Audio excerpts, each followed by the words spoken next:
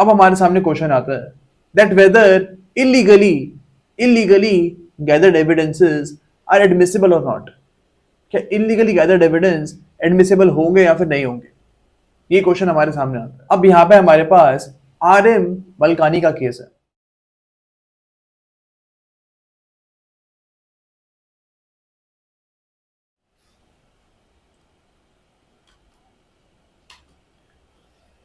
अब इस केस में बोला गया था that even if an evidence is illegally gathered, अगर एक एविडेंस को आपने इलीगली गैदर किया है, still that evidence can be admissible.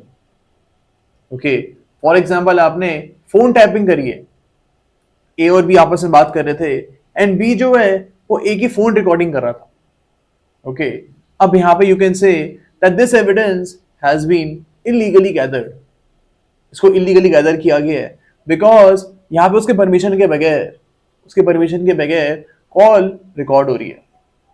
अब हमारे सामने क्वेश्चन आता है कि क्या इस कॉल रिकॉर्डिंग को as a piece of evidence आप एडमिसिबल मानोगे? क्या केस में इसकी एडमिसिबिलिटी होगी? अब यहाँ पे जो RM मलकानी का केस है, it says that this evidence will be admissible. जो कॉल रिकॉर्डिंग है ये एडमिसिबल है।